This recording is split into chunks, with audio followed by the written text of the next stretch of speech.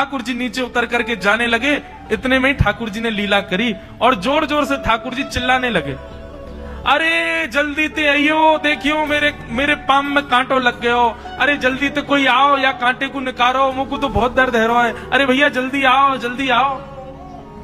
अब ये स्वर जैसे ही सुना उस झाड़ू लगाने वाले ने, उसके नेत्र खुल गए। उसने देखा, बोले कि ये स्वर कहां से आ रहा है। उसने जैसे ही नेत्र उठा करके ऊपर देखा, तियों की माला पहनी है, मकराकृत कुंडल पहना है, चांदी का मुकुट चमक रहा है मस्तिष्क पर, ठाकुर जी के केश घुंघराले लहरा रहे हैं और ठाकुर जी अपना एक पाम हाथ में पकड़ करके और एक पैर पर लंगड़ी जैसे खेलते हैं ऐसे ठाकुर जी कूद रहे हैं यहां से वहां।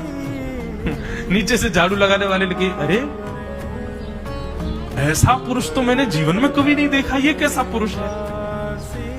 नीचे से ठाकुर जी को देखने लगा। अब स्वरूप उसको पता था तो उसने कही ये जरूर ठाकुर जी होंगे, वहीं से प्रणाम कर। ठाकुर जी बोले प्रणाम कर रहा हूं, दारी के जल्दी ऊपर आ, कांटो लगो मेरे पाम में, या को निकार।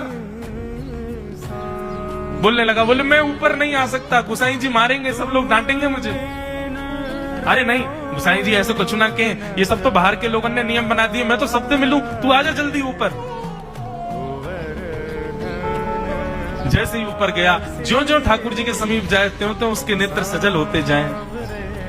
ठाकुर जी के बिल्कुल समीप पहुंच गया। भगवान बोले देख काई को रो भैया, जल्दी कर, मेरे पाम में कांटो लगो या को निकार। जिन चरण कमलों के स्पर्श के लिए सदा लक्ष्मी लालायित रहती है, ठाकुर जी ने उसकी गोद में अनायास अपने चरण रख दिए। बोले जल्दी कांटो निकार, कांटो लगो मेरे पाम में। अब वो ठाकुर जी के सुंदर तलवों को अपने हाथ से ऐसे देख रहा है, ढूंढ रहा है कहां कांटा लगा है।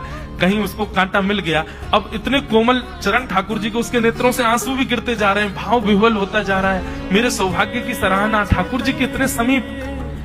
कांटा निकालने के लिए बार बार अपने अंगूठे से खींचे लेकिन कांटा नहीं निकले। ठाकुर जी बोले अरे जे हाथ से ना निकलेगो। उसने पूछा कैसे निकलेगा। बोले अरे मेरो पाम पकड़ के अपने मुंह के पास ले जा और दांतन से निकाल, तब निकलेगा ये।